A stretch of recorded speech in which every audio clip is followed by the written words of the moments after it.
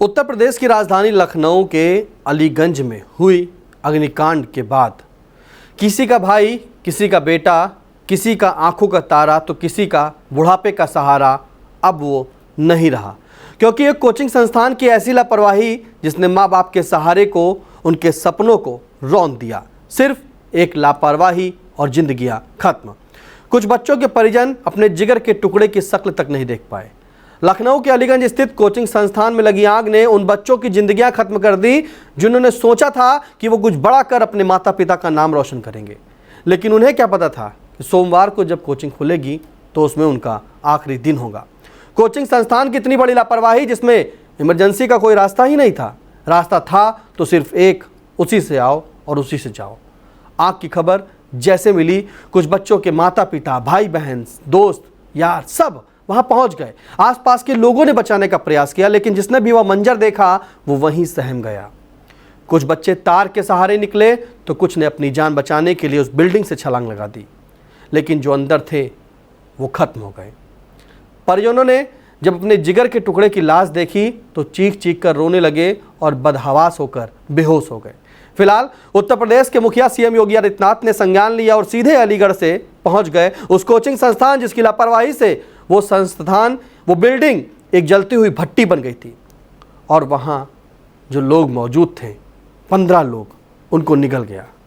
योगी आदित्यनाथ ने कार्रवाई का चाबुक चलाया तो इस अग्निकांड के 6 जिम्मेदारों पर मुकदमा दर्ज हुआ और 4 लोगों को गिरफ्तार किया गया, जिसमें रामकृष्ण उपाध्याय, वीरेंद्र प्रसाद शुक्ला, तोशांक कृष्णा जायसवाल, सुरेश कुमार साहू शामिल है।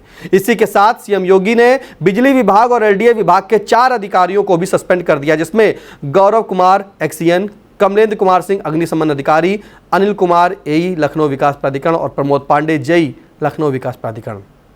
लेकिन आखिर जब यह हादसा हुआ तब क्यों कार्रवाई हुई, यह सवाल अभी भी सब पूछ रहे हैं और सवाल पूछना लाजमी भी है, क्योंकि सवाल बनता है। उनके बच्चों की ज़िंदगी, उनकी बेटियों की ज़िंदगी निकल गया है। वो लखनऊ अग्निकांड, जब वो कांड हुआ वहाँ जो लोग मौजूद थे वो कह रहे थे कि 2 बजे धुआं निकला वहाँ से, 1:30 से 2 बजे के बीच, और 5 बजे तक यही सब चलता रहा। 3 घंटा मिला, लेकिन आग नहीं बुझा पाए। जो अंदर फंसे थे वो फंसे रह गए। उन्होंने अपने को बचाने के लिए वो बाथरूम का जो गेट था उसके अंदर घुस गए कि कहीं ना कहीं वो बच जाएंगे। प्रशासन, सरकार, उनके लोग उन्हें बचाने का काम करेंगे, लेकिन उन्हें कोई नहीं बचा पाया। 15 लोग वहीं खत्म हो गए, 9 लोग गंभीर रूप से घायल हो गए। जो लोगों ने छलांग लगाई वो अभी भी अस्पताल में उनका इलाज चल रहा है। इस अग्निकांड को कोई भूल नहीं पाएगा। उसने इन युवा लोगों की जान ली है जिनके माता पिता, परिजन, किसी का इकलौता चिराग, सबने घर में सपने सजोए थे अपने बच्चों के लिए। लेकिन अभी भी सवाल बहुत से बाकी हैं। सवाल उन सरकार से है, सवाल उन जिम्मेदारों से है कि आखिरकार क्यों नहीं बचा पाए।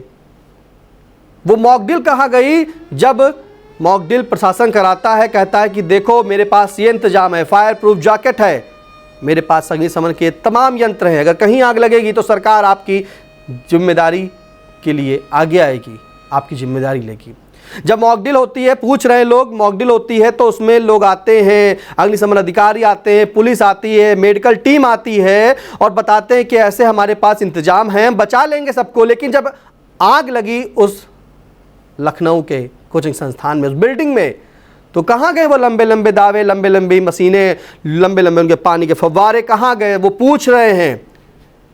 वहीं लोग ये भी पूछ रहे हैं कि बाबा का बुलडोजर जो गरजता है वो बुलडोजर कहाँ गया? अगर बुलडोजर आता तो शायद उस दीवार को गिराता जो दीवार धो धो कर उसकी जल रही थी।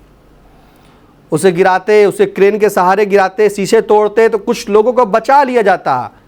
अंदर जो लोग फंसे थे उन्होंने अपने परिजनों को फ़ोन किया, लेकिन परिजन भी उन्हें नहीं बचा पाए। सारे इंतजाम क्योंकि सिर्फ धरे के धरे रह गए।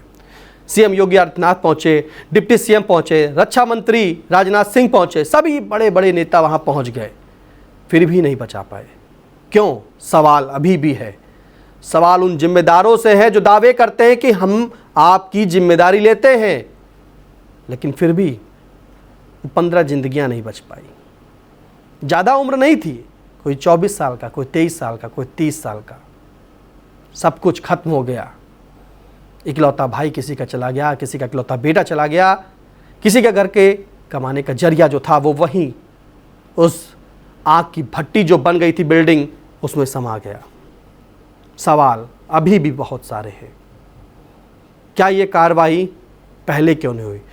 जानकारी ये भी मिली कि जो बिल्डिंग आग की भट्टी बन गई थी उसे 2016 में नोटिस दी गई थी ध्वस्तीकरण करने के लिए, मई के महीने में। लेकिन मई होता है, जून होता है और जुलाई होता है, उस नोटिस को निरस्त कर दिया गया था। आज फिर से जब ये हादसा होता है तो जिम्मेदार जागते हैं और जागने के बाद उस बिल्डिंग को गिराने के लिए फिर से नोटिस देते हैं और बिल्डिंग गिरा दी जाएगी। लेकिन क्या बिल्डिंग गिराने के बाद वो 15 जिंदगियां वापस आ पाएंगी? नहीं आएंगी। मुआवजा देने के बाद क्या उनका बेटा आ पाएगा? नहीं आ पाएगा। ये सवाल है। जिस घर का बेटा चला गया हो, जिस घर की बेटी चली गई हो, तो क्या वो मुआवजे से वापस आ पाएगी? लेकिन नहीं आ पाएगी। सवाल ये भी है, सवाल बहुत सारे हैं। सवाल जो दावे होते हैं उसकी हकीकत यहीं से दिख जाती है कि राजधानी है उत्तर प्रदेश की लखनऊ, जहां पर अभी कुछ दिन पहले मॉक ड्रिल हुई थी। बताया गया था कि हमारे एनएसजी कमांडो वहां मुस्तैद हैं, अगर कोई भी आतंकवादी गतिविधि आती है, कुछ ऐसे संदिग्ध लगते हैं तो हमारे पूरा अलर्ट कर दिया जाता है, महकमा लग जाता है। लेकिन जब हकीकत में आग लगी, हकीकत में वो बिल्डिंग जलने लगी, तब फायर ब्रिगेड आने में देर हो गई, तब सीढ़ियाँ आने में देर हो गई, 3-3 घंटे लग गए, काबू नहीं पा पाए। जो लोग अंदर फंसे थे उन्हें उम्मीद थी कि बचाने कोई ना कोई आएगा, लेकिन जब कोई नहीं आया तो बाहर जो तार लगे थे उसके सहारे वो निकले, उन्होंने अपनी ज़िंदगी बचाई। कुछ ने तो छलांग लगा दी, जो वीडियो देख सकते हैं वो वीडियो विचलित करने वाले हैं, लेकिन छलांग लगा दी उस बिल्डिंग से कि कहीं ना कहीं हम बच जाएंगे। लेकिन जो लोग अंदर फंसे रह गए उनका दम घुट गया। उसमें सीतापुर के बिस्वा का आदित्य श्रीवास्तव भी था। उसके परिवार से पूछिए, वो रो रो कर बदहवास है, वो यही कह रहा है, क्या सीएम साहब मेरा बेटा वापस ला देंगे? नहीं ला देंगे। कहाँ गए वो आपके दावे, कहाँ गई वो हकीकत, वहाँ गई वो मशीनरी, कहाँ गया वो तंत्र? कुछ नहीं रहा। अब गिराएंगे बिल्डिंग, क्या होगा? जिम्मेदारों को जो बंद कर देंगे, गिरफ्तार कर देंगे, कार्रवाई कर देंगे। आज आप फिर से एक बार वहाँ पर कई अभियान चला रहे, पूरे प्रदेश में चल रहा है, सिर्फ लखनऊ में नहीं, लखनऊ, सीतापुर, पूरे प्रदेश में अलग अलग जगह पुलिस जांच कर रही है।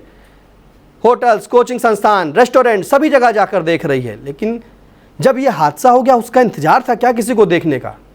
कि वो हादसे के बाद हम चेकिंग करेंगे, हादसे के बाद हम देखेंगे कि क्या किसी होटल या रेस्टोरेंट या किसी संस्थान के मानक पूरे हैं? नहीं। ये जिम्मेदारी तय होनी चाहिए कि हर बार आपको तय करना है, हर बार आपको जाना है, हर बार आपको चेकिंग करनी है। क्योंकि जब लोग लापरवाह हो जाते हैं तो ऐसे ही हादसे सामने आते हैं। किसी भी जगह पर जब देखा जाता है तो कोई शायद अग्निशमन यंत्र सही ना हो, उन्हें चलाना ना आता हो। लेकिन उस बिल्डिंग जो आग की भट्टी बन गई थी उसमें सिर्फ एक रास्ता था। वहाँ के लोग जो मौजूद थे, बताया जा रहा है कि जो पीछे जो होल किया गया था निकालने के लिए रेस्क्यू ऑपरेशन, रेस्क्यू किस बात का? रेस्क्यू का जो किया गया था, रेस्क्यू कर लेते जब बचा पाते तब रेस्क्यू कहा जाता। लेकिन रेस्क्यू जब हुआ, जब सुना गया कि सीएम योगी आदित्यनाथ वहाँ पे आ रहे हैं, आने से पहले छोटा सा होल किया गया पीछे। अरे वही बुलडोजर या क्रेन, जो बड़ी बड़ी क्रेनें आती हैं, उनसे तोड़ दिया जाता उस दीवार को, छेनी हथौड़ी से ना तोड़ करके, तो शायद कुछ को बचाया जाता, कुछ को निकाला जाता। लेकिन उसी समय कार्रवाई होती। जब धुआं निकल रहा था उस बिल्डिंग से, क्योंकि पेट हाउस में बताते हैं कि वहाँ एसी फटा, उससे ये हादसा हुआ। हादसा होने के बाद पूरी बिल्डिंग धू धू कर जलने लगी, धीमे धीमे धुआं उठा। अगर उसी समय कुछ होता, क्योंकि वीडियो सोशल मीडिया पर बड़ी तेज़ी से वायरल होने लगे थे। वीडियो आने के बाद वहाँ पे लोगों ने लाइव शुरू किया, सोशल मीडिया पे डाला। लोग जो अंदर फंसे थे उन्होंने अपने परिजनों को फ़ोन किया, पापा बचा लो, आग लग गई है, दम घुट रहा है। लेकिन सब बेबस थे, बचना उन्हें खुद था, उनके लिए कोई नहीं आ सका। माँ बाप भी नहीं कुछ कर पाए।